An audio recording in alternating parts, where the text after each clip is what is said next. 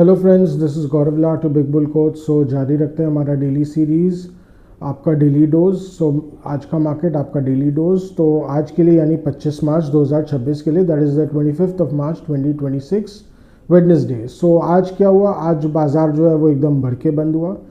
अगर निफ्टी की बात करें तो वो 394 पॉइंट्स बढ़कर 23,306 पर बंद हुआ। That is it was up 394 points, closing at 23,306।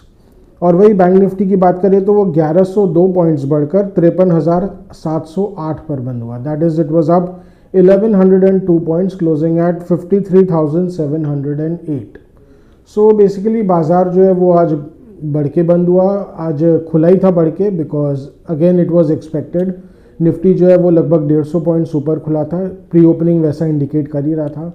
सो अब उसकी कहानी बता दें कि ऐसा क्यों हुआ। सो बेसिकली कल देर रात को इंडिया टाइम के हिसाब से ये रिपोर्ट्स आने लगी कि अमेरिका और ईरान के बीच और फर्दर टॉक्स हुए हैं, क्योंकि अमेरिका के जो उपराष्ट्रपति हैं, that is vice president JD Vance, वो पाकिस्तान गए थे। उन्होंने बोलते हैं कोई सीक्रेट टॉक्स की थी ईरान के साथ, बोलते पाकिस्तान ने उसको ब्रोकर भी किया है।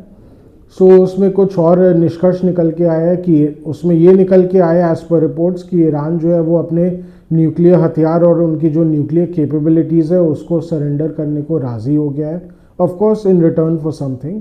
But that again was a very positive development, even though not really confirmed, but still जो न्यूज़ आ रहे थे वो भी मार्केट के लिए काफ़ी, बोलते हैं ना, it was very enthusing for the markets. तो वो काफ़ी था बाज़ार को थोड़ा सा और, बोलते हैं ना, रंग डालने के लिए। तो अमेरिकी मार्केट्स तो कल बहुत ठंडा ही बंद किया था। जो डाउ जोन्स है वहाँ का लगभग 80 पॉइंट्स नीचे बंद हुआ, पर यूएस का जो डाउ फ्यूचर्स है वो 250 पॉइंट्स ऊपर था आज सुबह को, of course thanks to the good news. तो अब लग रहा है कि चूँकि यूएस ईरान टेंशन हो सकता है आने वाले दिनों में ख़त्म हो जाएंगे, तो मार्केट जो एंटिसिपेशन में पहले ही बढ़ते चला जा रहा है।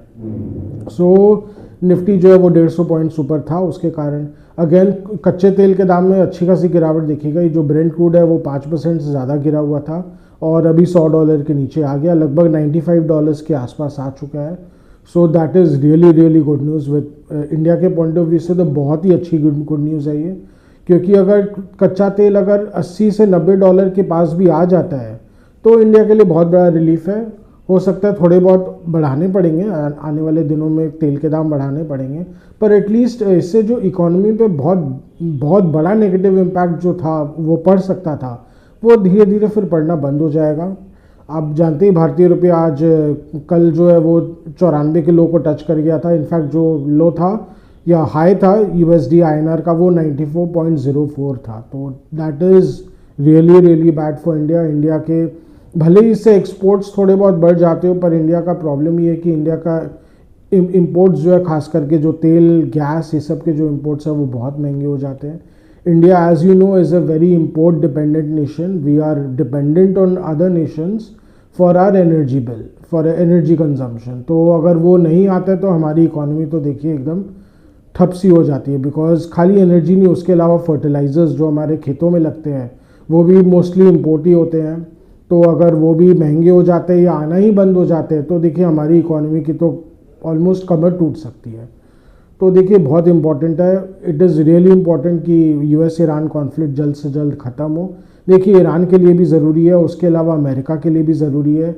अमेरिका चाहे तो बहुत लंबी चला सकता है युद्ध, पर इसका जो खामियाजा है पूरे दुनिया को ही भुगतना पड़ेगा। हो सकता है अमेरिका को एक बार के लिए फ़ायदा हो भी जाए बढ़े हुए तेल के दामों से, पर देखिए ट्रम्प बाबू को आने वाले दिनों में इलेक्शंस भी लड़ने अमेरिका में।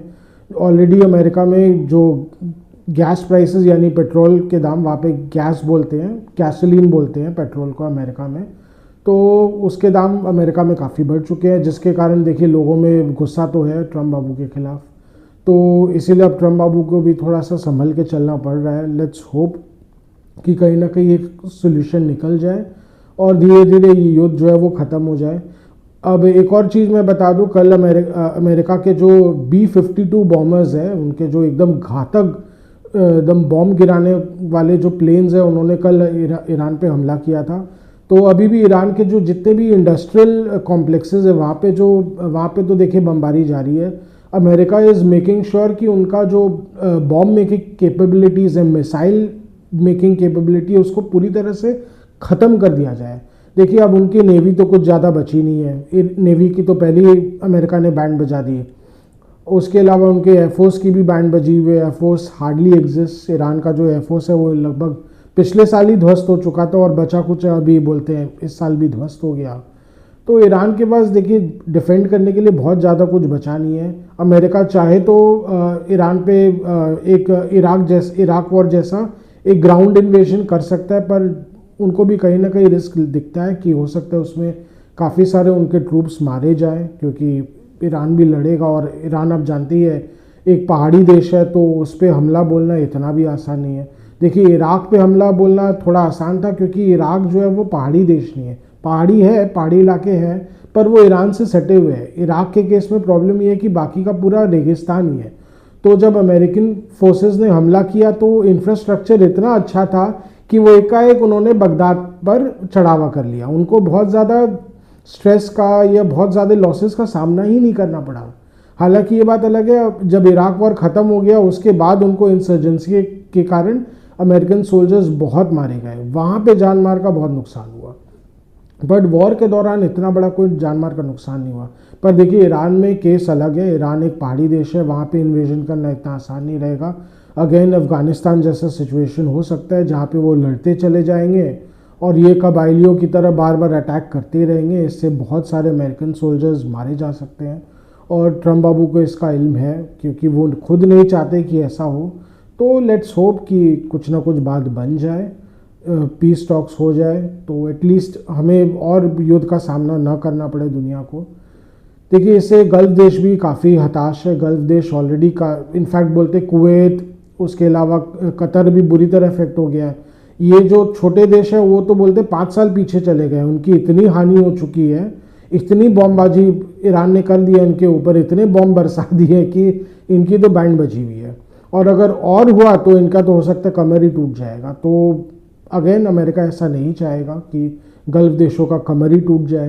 बैंड बजना अलग चीज़ है, कमर टूट जाए तो आप जानते हैं इंसान 3 महीना क्या 6-6 महीना बेड रेस्ट में रहना पड़ता है अगर उसकी कमर टूट जाती है। तो ऐसे देशों की अगर कमर टूट जाए तो वो सालों तक उनको रिकवर करने में लग जाएगा। सो ये अच्छी बात नहीं है। Let's hope things are in place. तो उसके कारण देखिए अगर बैक टू द मार्केट जो है बढ़ के आज खुला और उसके बाद बढ़ती चला गया। एक बार लगा जैसे उसको फोड़ने की कोशिश की जा रही है, जो लगभग जब 300 पॉइंट्स बढ़ चुका था तो निफ्टी में लगा था हो सकता है बेयर्स एक बार ट्राई मारेंगे, कहीं इस तेज़ी को एक बार फोड़ने की चेष्टा की जाए, पर ऐसा हो नहीं पाया। दे वर नॉट सक्सेसफुल। तो कहीं ना कहीं जो निफ्टी है वो 23,400 के लेवल्स तक गया, पर कहीं ना कहीं अगेन 23,425 के आसपास कहीं ना कहीं अब एग्जॉस्शन दिखने लग गया था। अब अगर चार्ट्स में देखें तो बार बार वहाँ से घूम जा रहा था निफ्टी, वहाँ रुक जा रहा था और फिर लास्ट में निफ्टी जो है वो लास्ट में नीचे जाते चला गया। फिर कहीं ना कहीं करेक्शन आया, लगभग आप देखें तो पीक से लगभग 150 पॉइंट्स का करेक्शन आया निफ्टी में। निफ्टी जो है ऑफकोर्स 23,300 के ऊपर बंद हुआ। It closed on a very convincing note, but still Nifty को अगर यहाँ से और बढ़ना है तो देखिए फॉलो अप बाइंग तो आना पड़ेगा। DIS की तरफ से आज बाइंग बहुत अच्छा था, लगभग 5,000 करोड़ का लेवाली की गई DIS की तरफ से। FIS की सेलिंग बहुत कम हो गई आज। तो अगर आज तो FIS ने 2,000 करोड़ से भी कम का ही माल बेचा है। तो अगर ये सिनारियो बरकरार रहता है तो देखिए मार्केट के लिए बहुत अच्छा है। तो निफ्टी हो सकता है यहाँ से 24,000 के लेवल्स तक भी देखें, पर अगेन 24,000 के लेवल्स से हो सकता है निफ्टी वहाँ पे टिक नहीं पाएगा, बिकॉज वो मेजर रेजिस्टेंस जोन है। अब प्रॉब्लम ये है कि जो 22,500 से लेके 23,000 के लेवल्स में ऑलरेडी जो पोते कर चुके हैं, यानी जो खरीद चुके हैं, वो एक बार के लिए खुद ही 24,000 के लेवल्स में आ जाएंगे ना कि भैया इतना जल्दी जल्दी नफ़ा कुछ खाने को मिल रहा है, खा लो, एक बार के लिए जो मिलता है खा लो। तो प्रॉब्लम यही हो जाता है, वहाँ पे एक बार के लिए टिक पाना बहुत मुश्किल रहेगा, अनलेस कोई बहुत ड्रास्टिक रैली, एकदम ग्लोबल रैली आ जाती है, एक तरफा बाजार बढ़ते ही चला जाता है। अमेरिकन मार्केट्स अगर यहाँ से एक तरफा बढ़ते ही चले जाते हैं तो सिनेरियो चेंज हो जाएगा। तो मोमेंटम के कारण देखिए भारतीय बाजार भी बढ़ते चले जाएंगे, पर ऐसा एक बार के लिए चांस कम लग रहा है। हो सकता है मार्केट कल ही करेक्ट कर जाए, बिकॉज अगेन अमेरिकन मार्केट्स थोड़े स्लिपरी दिख रहे हैं अभी। तो हो सकता है कल भी और 100-200 पॉइंट्स का करेक्शन आ जाए, बट लेट्स सी। बाकी पूरा न्यूज़ फ्लो पे सब कुछ बहुत डिपेंड करेगा। अगर फिर से कुछ नेगेटिव न्यूज़ फ्लो आ जाता है यूएस ईरान वॉर को लेके, अगर पीस टॉक्स कोलैप्स कर जाते हैं या ऐसा कुछ हो जाता है, तब तो देखिए मार्केट कभी भी एकदम से क्रैश कर सकता है। फिर तो देखिए निफ्टी के लिए 500 पॉइंट टूटना कोई बड़ी बात नहीं है। और बाय चांस अगर कुछ नहीं आता है या कुछ धीरे धीरे करके चीज़ें सुलझ जाती है, तो निफ्टी जो है वो घूम फिर के बढ़ते ही चला जाएगा। हाँ, लॉट विल डिपेंड कि एफआईआईज कितना बेचते हैं कि नहीं, पर लेट्स सी अगर एफआईआईज 2-3 सेशंस तक और वो शांत रहते हैं तो एक बार के लिए इंडिकेट करेगा कि वो उनको जितना पैनिक सेलिंग करना था एक बार हो गया है, हो सकता है अभी और वो नहीं करेंगे। अब देखिए आज बजट तो पास हो गया आज, तो बजट में थोड़े बहुत अमेंडमेंट्स किए गए, पर लार्जली मोस्ट लाइकली जो मेजर कैपिटल गेन्स टैक्स को लेके जो चेंजेस थे, एफएनओ मार्केट को लेके जो चेंजेस थे, वो तो मुझे अभी तक जहाँ तक मालूम है उनमें कुछ चेंजेस नहीं, वो बरकरार रहेंगे और वो गो थ्रू हो जाएंगे। तो देखिए 1 अप्रैल से कहीं ना कहीं हो सकता है एक बार मार्केट में लिक्विडिटी में कमी आएगी, बिकॉज एफएनओ मार्केट में आप जानते ही हैं फ्यूचर्स मार्केट में जो एसटीटी है बहुत ज़्यादा बढ़ जाएगा, उसके कारण हो सकता है फ्यूचर्स मार्केट का वॉल्यूम एकदम से एक बार कोलैप्स कर जाए। अगेन उसके कारण वो लिक्विडिटी अफेक्टेड होगा, तो हो सकता है मार्केट को थोड़ा सा बहुत ज़्यादा वॉलेटाइल हो जाए, क्या पता कुछ भी इफेक्ट हो सकता है। वो तो जब मार्केट उसको फील करेगा तो इम्पैक्ट पता चलेगा। बट इसका नेगेटिव इफेक्ट ये होता है कि देखिए फिर म्यूचुअल फंड्स का जो ये कॉस्ट है, इम्पैक्ट कॉस्ट बहुत बढ़ जाता है। अगेन उनको अक्वायर करने का जो 1-1 लाख शेयर अगर उनको बल्क में लेना है तो उनको जो इम्पैक्ट कॉस्ट आता है तो वो बहुत बढ़ जाएगा। उसके अलावा कहीं ना कहीं लिक्विडिटी कम जाएगी, तो मार्केट में एफआईआईज का इंटरेस्ट और कम हो जाएगा, क्योंकि उनको बल्क में एंट्री एंड एग्जिट चाहिए तो वो भी नहीं कर पाएंगे। तो देखिए कुछ ना कुछ ये सब नेगेटिव फैक्टर्स प्ले करते रहेंगे। Let's see government at the end of the day क्या करती है। वहाँ से देखिए मार्केट को तो अभी फ़िलहाल कोई सपोर्ट मिलता हुआ नहीं दिख रहा है। हाँ, एक और बात बता दूँ, आज मार्केट में आईटी शेयर्स पार्टिसिपेट नहीं कर रहे थे, तो आईटी स्टॉक्स में थोड़ी सी कमज़ोरी थी, तो वो तो ऑलरेडी नीचे से तो रिकवर कर गए, बट इट वाज एक्सपेक्टेड, क्योंकि उनको आप जानते हैं मैं पहले भी कहता हूँ कि ज़्यादा बढ़ने में उनको बहुत जोर आता है। कोटक बैंक आज उतना नहीं बढ़ पाया था, क्योंकि अब कोटक बैंक में भी कहीं ना कहीं प्रॉब्लम्स आ रहे हैं। उनके भी हरियाणा गवर्नमेंट अकाउंट्स में कुछ झोल झाल की खबरें आ रही है। हालांकि उनके जो फिगर्स है वो बहुत ज़्यादा नहीं है, 150 करोड़ के आसपास है, पर again nonetheless it is bad. कहीं ना कहीं इंडिकेट करता है कि प्राइवेट बैंक्स की तरफ से रिस्क मैनेजमेंट में बहुत बड़ी कमी है और वो उसको ठीक से मैनेज नहीं कर पा रहे। कहीं ना कहीं लोग लूप होल्स का और करप्ट वेज निकाल के अगेन गबन करने की कोशिश कर रहे हैं। तो इससे देखिए आगे चल के state governments they will become more reluctant in giving work to private banks. इससे देखिए प्राइवेट बैंक्स के लिए आगे चल के बहुत प्रॉब्लम रहेगा। यहाँ से रिकवर कर जाएंगे, पर देखिए कहीं ना कहीं medium to long term story जो प्राइवेट बैंक्स का है वो अभी भी इफेक्ट होती चली जा रही है, उसको वो नेगेटिव इफेक्ट अभी भी हो रहा है।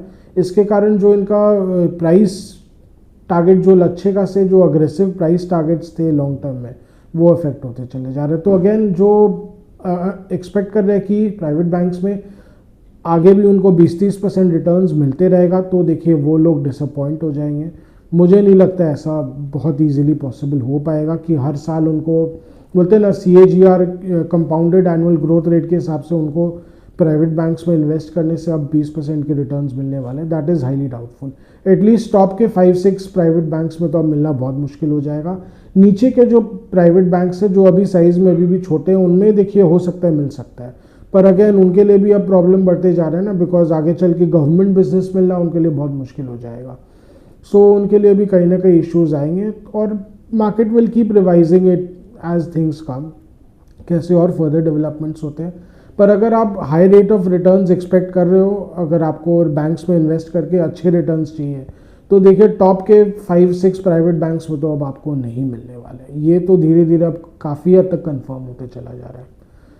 तो यही था मोटा मोटी आज का सिनेरियो। आज अगेन FMCG और फार्मा ने बहुत अच्छा किया, तो कहीं ना कहीं हो सकता है अगर बाजार यहाँ से और बढ़ता है they will gain even further, because again India का कंज्यूमर ग्रोथ स्टोरी तो इंटैक्ट है मोर और लेस। वहाँ से अच्छा एक रिस्पाइट मिला। Mid caps and small caps में आज बहुत अच्छी तेज़ी आई, further follow up buying I. अब इसके कारण देखिए लग रहा है अगर हो सकता है इंटरिम बॉटम बन गया तो mid caps and small caps में क्या पता आने वाले दिनों में बहुत अच्छा परफॉर्मेंस देख सकता है। तो those who are looking out to invest in mid caps and small caps, तो मिड कैप 100 में जितने टॉप स्टॉक्स हैं उनमें वो इन्वेस्ट कर सकते हैं। खास करके जो स्टॉक्स बहुत करेक्ट कर चुके हैं अपने ऑल टाइम हाई से 50% से ज़्यादा। अगेन अगर आप स्मॉल कैप्स में देख रहे हैं तो स्मॉल कैप 250 में ऐसे बहुत सारे स्टॉक्स हैं जो लगभग 60 से 70% करेक्ट कर चुके हैं। उनमें आप अपना चॉइस लगा सकते हैं। उनके नाम मैं डेफिनेटली आपको देते रहूँगा जब मौका आए पर। तो अब मैं भी इससे रिसर्च करके आपको ऐसे अपॉर्चुनिटीज़ जो है वो आपको बताते रहूँगा। सो यही था आज का लेखा जोखा। आज का हमारा डेली व्लॉग यहीं तक रखते हैं। आशा करें कि आपको हमारी डेली व्लॉग्स अच्छी लग रही हो। Do like share and subscribe to our channel. Do hit the bell icon for regular update on our videos. अगर आपको कुछ स्टॉक स्पेसिफिक जानना हो या मार्केट के बारे में कुछ जानना हो तो या सेक्टर स्पेसिफिक कुछ जानना हो तो please write in a comment section. We will get back to and help you in any way possible as much as possible. Again अगर आपको कुछ कमेंट्स देना हो, सजेशंस देना हो, फीडबैक देना हो तो please write in a comment section. Your suggestions, your feedback are valuable for us. So आज के लिए थैंक यू।